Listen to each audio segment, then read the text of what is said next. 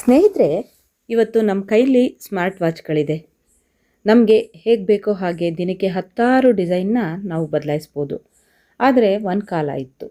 ಭಾರತದಲ್ಲಿ ಮದುವೆ ಇರಲಿ, ನಿವೃತ್ತಿ ಜೀವನ ಇರಲಿ ಅಥವಾ ಯಾವುದೇ ದೊಡ್ಡ ಸಾಧನೆ ಇರಲಿ, ಅವ್ರಿಗೆ ಕಾಣಿಕೆಯಾಗಿ ಕೊಡಲು ಪ್ರತಿಯೊಬ್ಬರಿಗೂ ನೆನಪಾಗ್ತಾ ಇದ್ದಿದ್ದು ಒಂದೇ, ಅದುವೇ HMT ವಾಚ್ಗಳು.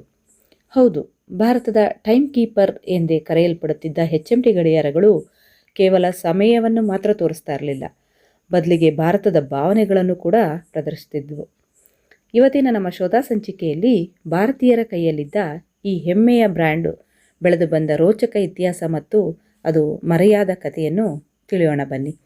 ಅದಕ್ಕಿಂತ ಮೊದಲು ನಮ್ಮ ಶೋಧ ಚಾನಲ್ನ ಯಾರೆಲ್ಲ ಸಬ್ಸ್ಕ್ರೈಬ್ ಮಾಡಿಲ್ಲ ಅವರು ದಯವಿಟ್ಟು ಸಬ್ಸ್ಕ್ರೈಬ್ ಮಾಡಿ, ಪಕ್ಕದಲ್ಲೇ ಇರೋ ಬೆಲ್ ಐಕನ್ನ ಟಚ್ ಮಾಡಿ.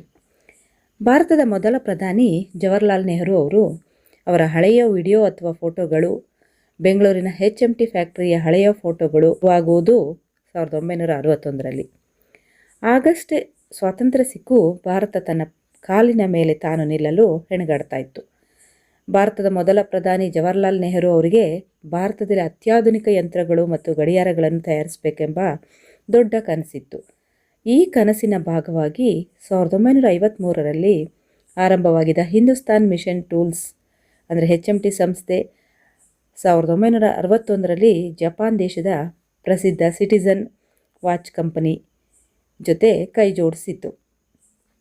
ಬೆಂಗಳೂರಿನಲ್ಲಿ ಭಾರತದ ಮೊದಲ ಗಡಿಯಾರ ತಯಾರಿಕೆ ಕಾರ್ಖಾನೆ ತಲೆ ಎತ್ತಿತು. HMT ಬಿಡುಗಡೆ ಮಾಡಿದ ಮೊದಲ ಬ್ಯಾಚ್ನ ಗಡಿಯಾರಗಳನ್ನು ಪ್ರಧಾನಿ ನೆಹರು ಅವರೇ ದೇಶಕ್ಕೆ ಸಮರ್ಪಿಸಿದರು. ಅಲ್ಲಿಂದ ಶುರುವಾಗಿದ್ದೇ ಒಂದು ಸುವರ್ಣಯುಗ. HMT ಹೊರತಂದ ಜನತಾ ಮಾಡೆಲ್ ಸಾಮಾನ್ಯ ಜನರ ಕೈ ಸೇರಿತು. ಇದು ಎಷ್ಟು ಜನಪ್ರಿಯವಾಯಿತಂದರೆ ಅಂದಿನ ಪ್ರಧಾನಿ ಲಾಲ್ ಬಹದ್ದೂರ್ ಶಾಸ್ತ್ರಿ ಅವರು ಕೂಡ ಅದನ್ನೇ ಧರಿಸ್ತಾ ಇದ್ರು. ಇನ್ನು ಭಾರತೀಯ ವಾಯುಪಡೆಗಾಗಿ ತಯಾರಾದ ಪೈಲಟ್ ವಾಚ್ಗಳು ಮತ್ತು ಕ್ಲಾಸಿಕ್ ಲುಕ್ ಹೊಂದಿದ್ದ ಸೋನಾ ವಾಚ್ಗಳು ದೇಶದ ಗಣ್ಯರ ನೆಚ್ಚಿನ ಆಯ್ಕೆಯಾದವು. 1970ರ ದಶಕದಲ್ಲಿ HMT ದೇಶದ ನಂಬರ್ 1 ಬ್ರ್ಯಾಂಡ್ ಆಗಿ ಹೊರಹೊಮ್ಮಿತ್ತು. ಒಂದು ವಾಚ್ ಬೇಕಂದರೆ ತಿಂಗಳುಗಟ್ಟಲೆ ಕಾಯಬೇಕಾದ ಪರಿಸ್ಥಿತಿ ಇತ್ತು. ಅಂದರೆ ನೀವೇ ಊಹಿಸಿ ನೋಡಿ ಅದರ ಕ್ರೇಜ್ ಹೇಗಿತ್ತು ಅಂತ. ಆದರೆ ಸಮಯ ಯಾರಿಗೂ ಕಾಯುವುದಿಲ್ಲ.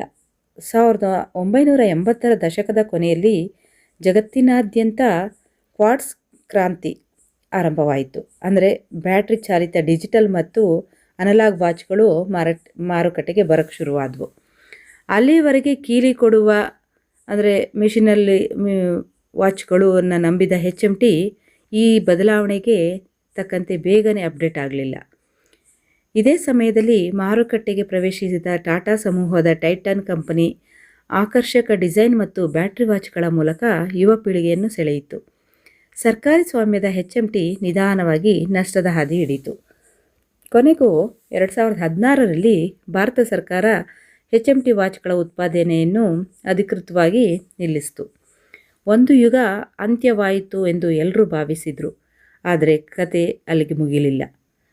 ಇವತ್ತು ಅದೇ ಹಳೆಯ HMT ವಾಚ್ಗಳಿಗೆ ವಿಂಟೇಜ್ ಮಾರುಕಟ್ಟೆಯಲ್ಲಿ ಭಾರೀ ಬೇಡಿಕೆ ಇದೆ.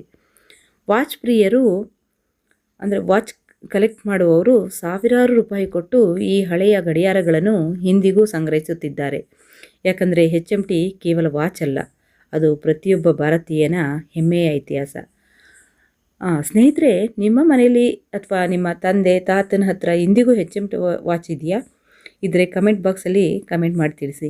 ಈ ಮಾಹಿತಿ ಇಷ್ಟವಾಗಿದ್ದರೆ ಒಂದು ಲೈಕ್ ಮಾಡಿ, ಶೇರ್ ಮಾಡಿ ಮತ್ತು ನಮ್ಮ ಶೋಧ ಚಾನಲ್ಗೆ ಸಬ್ಸ್ಕ್ರೈಬ್ ಆಗೋದನ್ನು ಮರಿಬೇಡಿ. ಮುಂದಿನ ಸಂಚಿಕೆಯಲ್ಲಿ ಮತ್ತೊಂದು ರೋಚಕ ಇತಿಹಾಸದೊಂದಿಗೆ ಸಿಗೋಣ. ಶೋಧ ಸದಾ ನಿಮ್ಮೊಂದಿಗೆ. ಧನ್ಯವಾದಗಳು.